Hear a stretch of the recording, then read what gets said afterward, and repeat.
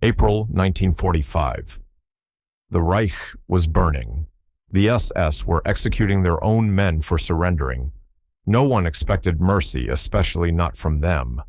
And yet, somewhere outside Vienna, a captured German soldier knelt in the mud, waiting for the shot that would end his life. Behind him, an SS officer raised his pistol and then, for reasons no one understood, lowered it. The soldier lived. The officer vanished. And decades later, when the survivor finally told the story, historians still couldn't agree, was it guilt, mercy, or madness? This is the story of the German POW the SS refused to kill. Before we step into this strange moment of compassion in the middle of chaos, take a second to like this video and subscribe, but only if you truly enjoy the stories I tell here. And let me know in the comments where you're watching from and what time it is right now. It is always fascinating to see where history finds you.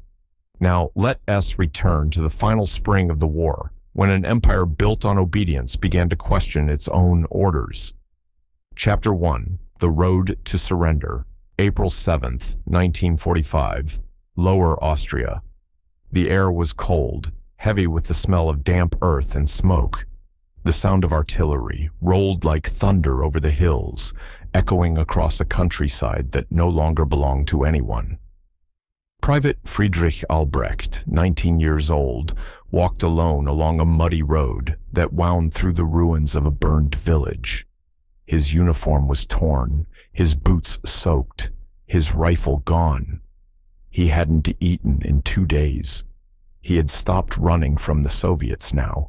He was just trying to find someone who wouldn't shoot him. Every farmhouse he passed was empty. Windows shattered, doors hanging open. Chickens wandered through debris. Somewhere in the distance, church bells rang, once the kind of sound that didn't belong to war anymore. He stopped for a moment, looking toward the horizon, and whispered to himself, "Maybe it's over." But deep down, he knew better. The war had a way of ending slowly, one bullet, one order, one body at a time. By noon, Friedrich stumbled into a small crossroad lined with trees, stripped bare by shell fire. A black car sat idling there, surrounded by men in gray uniforms, SS. He froze. There was nowhere to hide. One of the soldiers saw him and shouted, "Soldat, halt!" Friedrich raised his hands instantly, palms open. The nearest man approached, pistol drawn. His insignia gleamed under the weak sunlight, Hauptsturmführer, a captain. The officer's face was pale and sharp, his eyes hollow. Behind him, 2 other men watched silently, rifles resting on their shoulders. "What unit?" the officer demanded. Friedrich hesitated.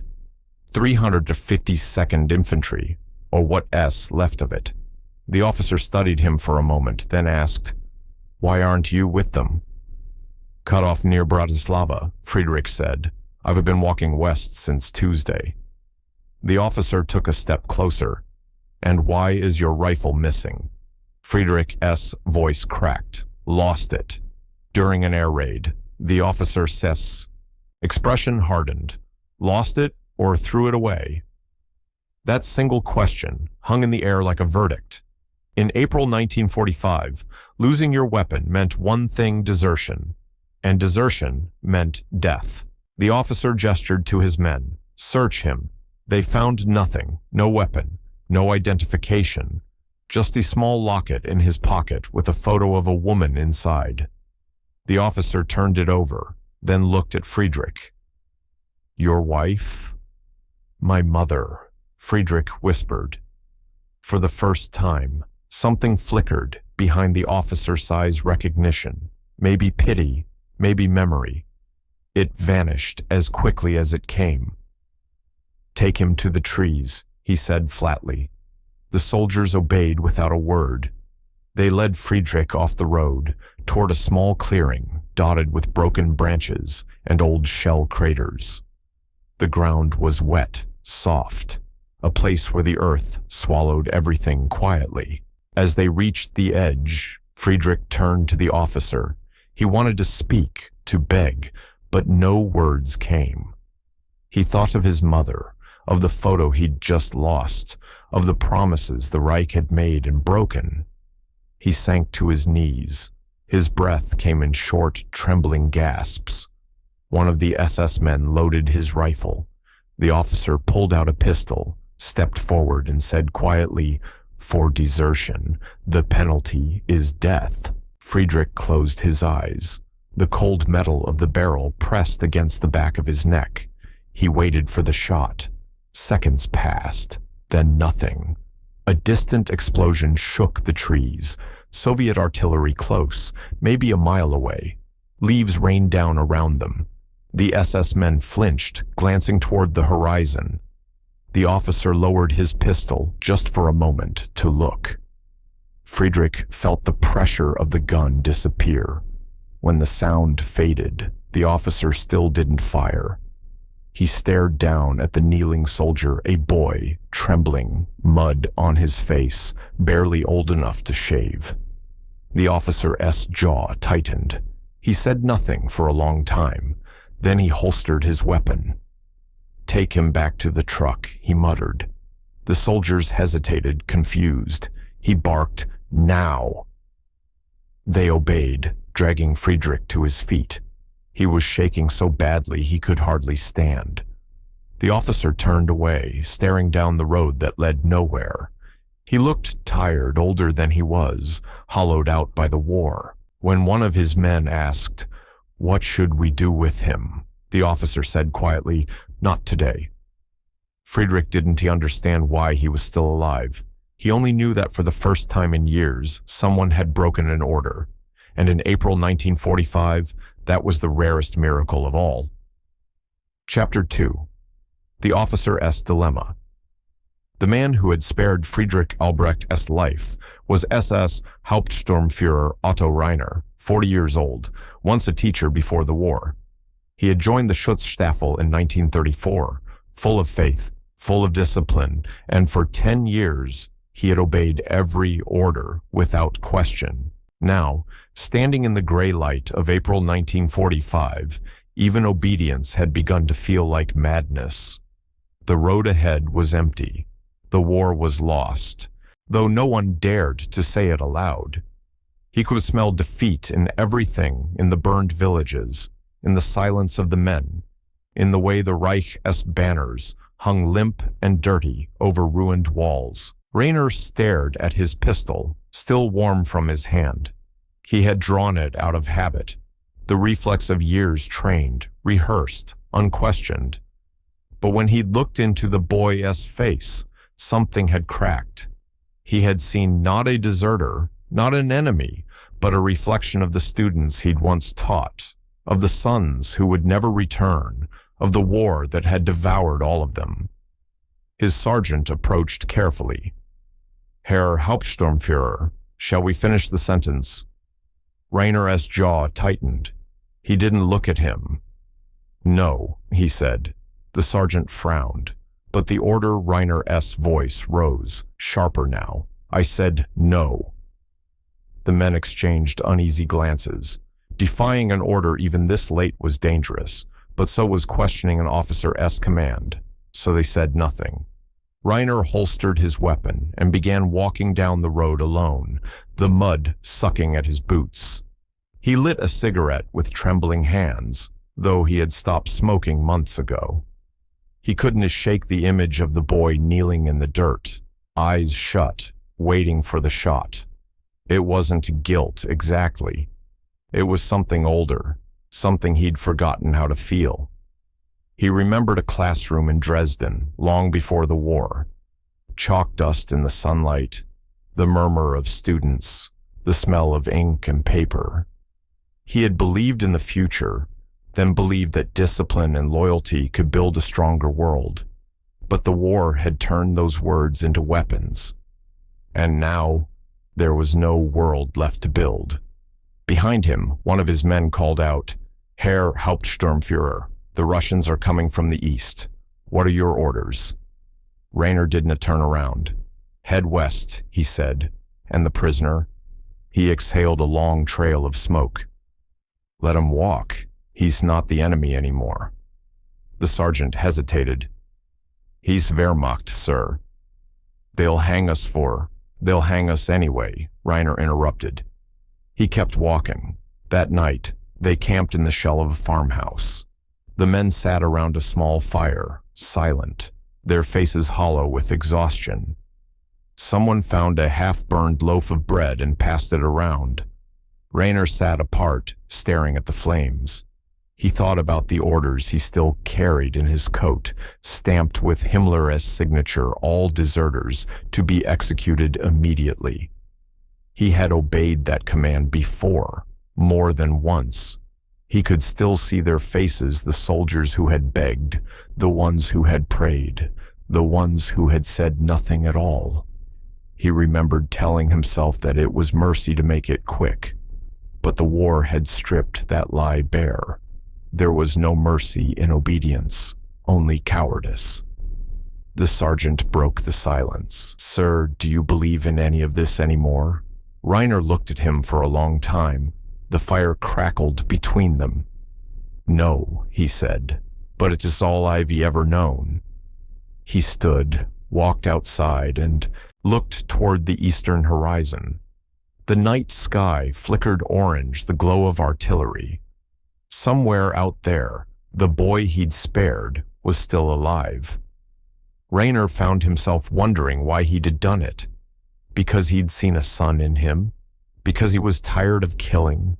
Or because, for one moment, he had remembered that he wasn't just a soldier, he was a man? He didn't know. He only knew that something inside him had shifted, quietly but irreversibly, and that tomorrow, when the sun rose over the ashes of Austria, he might no longer be a loyal officer of the Reich, just another lost soul in its funeral march. He watched the fire die down, embers glowing like dying stars, and whispered to no one, I gave him life.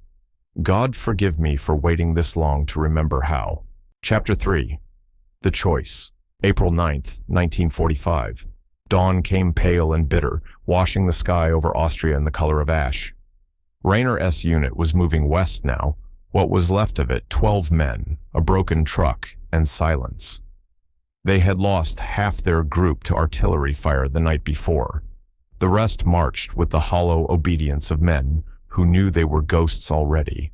The boy, Friedrich Albrecht, walked behind them under guard, his hands tied loosely with a strip of cloth. He didn't speak. He didn't plead. He had learned that words could not save a man anymore. Only luck, or something like it, could. The road wound through empty farmland, blackened by weeks of shelling. Birds had stopped singing. Even the animals seemed to have fled the sound of dying empires. Every few miles, they passed civilians dragging carts, widows, old men, barefoot children, none daring to meet the eyes of the SS patrol. Reiner noticed how they looked at him not with hatred, but with the blankness of people too tired to hate. It was the look of judgment he could not escape. By midday, they reached a shallow ravine where the road had been blown apart by artillery. They stopped to rest. One of the younger soldiers began complaining. We should have shot him when we found him. The Russians want to show us mercy. Another muttered, at least he's Wehrmacht. Maybe the Soviets will kill him first. The laughter that followed was short, nervous, and died almost immediately. Reiner sat apart, sharpening his knife, not because he needed to, but because he needed to do something. His thoughts churned in silence. The boy was sitting a few meters away, staring at the ground. In another world, Reiner thought, he might have been his student. He might have been sitting in a classroom, not in the mud. The image stabbed at him a memory of simpler days, long before loyalty had become a sentence. The ground shook suddenly. A deep, thunderous boom rolled through the valley, Soviet artillery closer now. Then another, and another. Shells landed in the distance, throwing dirt and smoke into the sky. Get under cover, someone shouted. The men scrambled toward the edge of the ravine, ducking, behind fallen trees. Rainer grabbed the boy by the arm and pulled him down beside him. For 10 minutes, the world became sound and dust. Rocks rained down, the air filled with the whine of shrapnel. Someone screamed, someone else prayed. When the barrage finally ended, it left behind only ringing ears and a strange, fragile quiet. Rainer coughed, spat out dirt, and looked around. 3 of his men were dead. The truck was gone, nothing but fire and twisted metal. The survivors stared at him, waiting for orders. But for once, Rainer had none. He looked at the boy beside him. Friedrich S.'s face was pale, streaked with mud and fear, but alive. He was shaking uncontrollably. Rainer realized his own hands were shaking too. He reached for his pistol instinct, but didn't raise it. Not this time. One of the soldiers approached. "What now, sir?" he asked. Rainer S.'s eyes stayed on the boy. "Now," he repeated quietly. He exhaled, a breath that felt like surrender. "Now he goes." The soldier frowned. "Goes? You mean," Rainer interrupted. "Untie him." The man hesitated. "Sir, the order." "Do it," Rainer snapped. His tone left no room for argument. The soldier obeyed, cutting the ropes from the boy's wrists. Friedrich stared at Rainer, uncertain. Rainer holstered his pistol and stepped closer. He spoke low, so only the boy could hear. "You have one chance. The woods lead north. There's a river. Follow it. Don't stop." Friedrich S.'s lips trembled. "Why?" Rainer didn't answer. He just said, "Go." The boy hesitated, then turned and ran. His boots splashed through the mud, disappearing into the trees. No one fired, no one spoke. They just watched him vanish into the forest, a single moving figure swallowed by gray distance. When he was gone, the sergeant approached, voice tight. "Sir, what do we tell command?"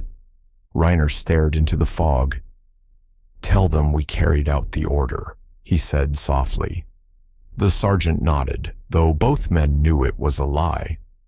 For a long while, Rainer stood there, watching the path where the boy had disappeared. The wind picked up, carrying with it the faint sound of gunfire far away. He closed his eyes, listening, waiting as if expecting the echo of a single shot that never came. When it didn't, he whispered to himself, "Then maybe that's enough." He turned to his men.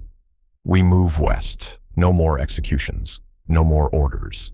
And for the first time since the war began, no one argued.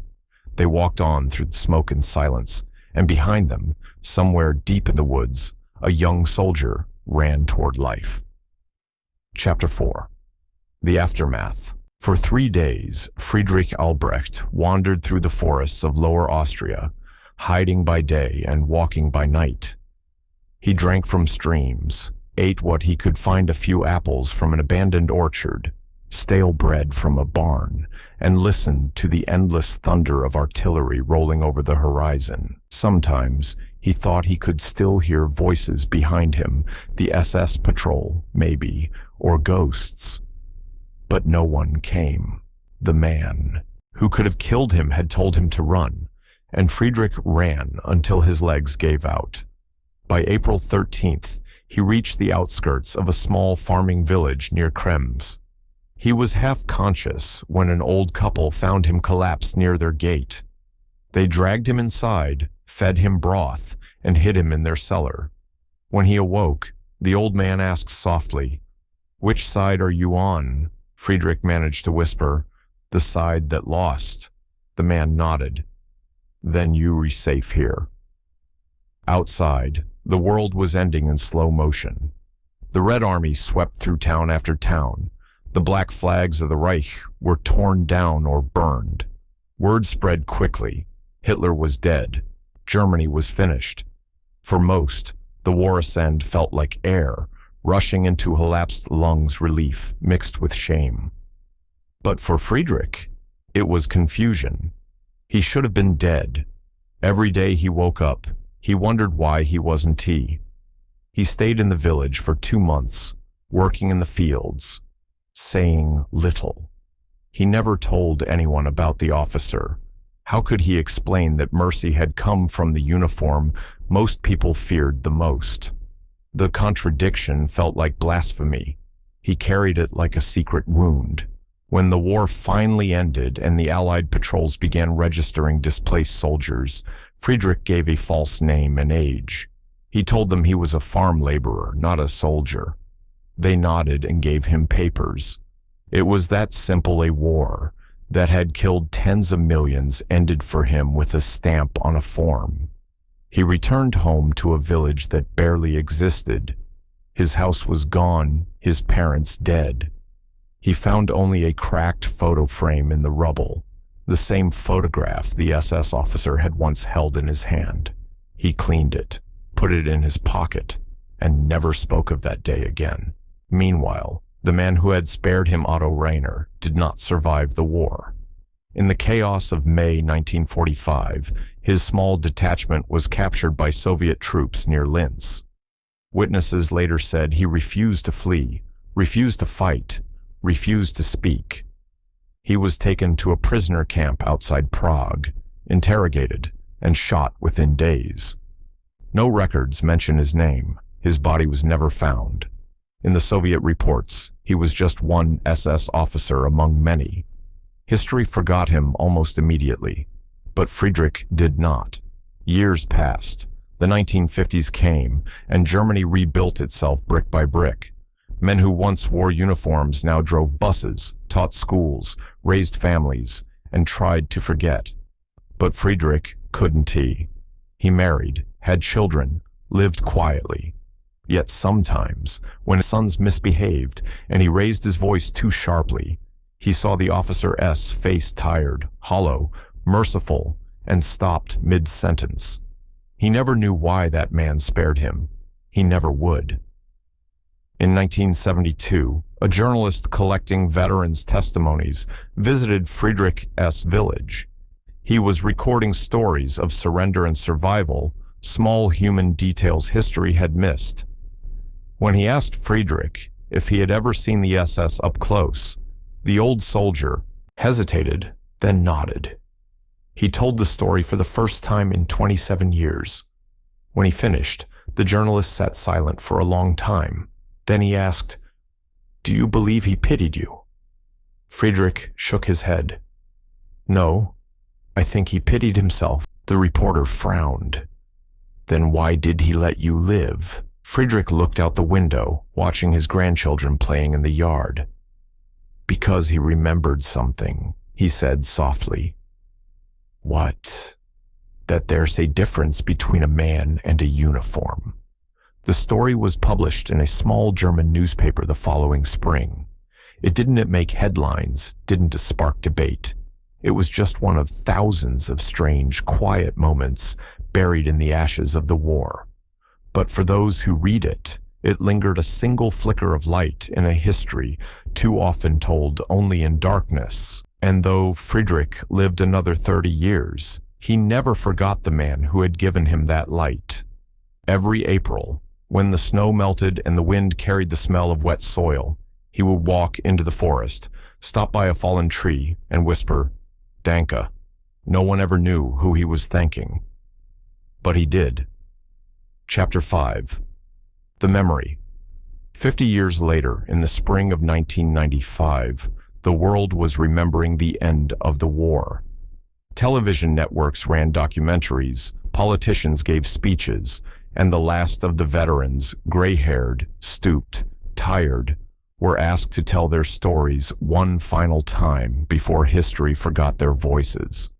One of them was Friedrich Albrecht, now 70 years old, living in a small town near Munich. He had been quiet most of his life, content to let the past fade. But that spring, when a local historian asked if he would speak about the war, he agreed on one condition. He would tell only one story, not about battles or victories, not about defeat, just the story of one man who made a choice. They met in his modest living room. The historian brought a tape recorder. Friedrich brought a single photograph, the one from his mother's locket, cracked but still clear. He held it gently in his hands as he began to speak. His voice trembled at first, like an old radio searching for signal. He described the march, the mud, the gun pressed to his neck, and the explosion that stopped time. He described the officer's eyes, cold, then suddenly distant, like a man listening to something only he could hear. He spoke for nearly an hour. When he finished, there was a long silence. The historian finally said, "Many claim SS officers showed no mercy in those last days. Why do you think he spared you?" Friedrich stared at the photograph for a while before answering. "Because he remembered he could," he said. The historian frowned. "You mean compassion?" Friedrich nodded. It was the only thing he still had control over. Everything else, the war, the country, the orders, it was all gone. But in that moment, his choice was his own again. The historian made notes, then asked quietly, "Do you remember his name?" Friedrich shook his head. "No, I never knew it, only his face." He paused. "Sometimes I wonder if I imagined it all. But then I look at this photograph and think, no, someone wanted me to keep living. Maybe that's enough." The interview was published in a small historical journal. Most readers skimmed past it, lost among the endless retellings of the war's end. But one professor at the University of Vienna noticed a detail: the location, the date, the description of the officer, and compared it to an SS field report preserved in Soviet archives. There it was, patrol near Krems, 7 April 1945. One deserter captured, execution postponed due to shelling. Unit lost contact with headquarters, no follow-up. No mention of an execution carried out. Just a note scrawled at the bottom in faded ink. Decision delayed, pending review. The professor sent Friedrich a letter weeks later, attaching a photocopy of the report. Friedrich read it in silence, his hands trembling. He recognized the date, the handwriting, even the stamp. At the bottom, barely visible, was a signature. He read it aloud, softly. Otto Reiner. For the first time in 50 years, the ghost had a name. He folded the paper, placed it beside his mother's photo, and whispered, "I didn't imagine you." In the years that followed, Friedrich told the story twice more, once for a school group, once for a documentary that was never aired. Each time, the same question came: why? Why would an SS officer spare a man he was ordered to kill? Some said guilt, some said exhaustion, others pity. But Friedrich's answer never changed. It wasn't to guilt, he said, and it wasn't to pity. It was just mercy. He would pause then and add, "Mercy is what happens when a man realizes the war isn't around him anymore. It is inside him, and he decides to end it there." He died in 2003, quietly, surrounded by his family. At his funeral, his grandson placed 2 items in the coffin: the photograph of his mother and the copy of the field report bearing Otto Reiner's name. He tucked them beneath Friedrich's hands and said, "So you can thank him properly." No monument marks where either of them lies, but maybe that's fitting, because history rarely remembers the men who chose not to kill. Yet sometimes their silence echoes louder than any gunfire. Epilogue. The order that was never given. After the war, Allied investigators uncovered fragments of similar stories: executions halted, deserters mysteriously spared, prisoners released in defiance of command. Each case was marked unexplained, but to men like Friedrich Albrecht, there was no mystery. In the ruins of 1945, the Reich's final secret wasn't a weapon or a plan. It was this simple truth: that even in a system built on obedience, some men remembered how to disobey. Stay healthy, subscribe if you enjoyed the video, and we'll see you in the next one. And if you have an idea for another untold story, share it in the comments. Voice helps keep their memory alive.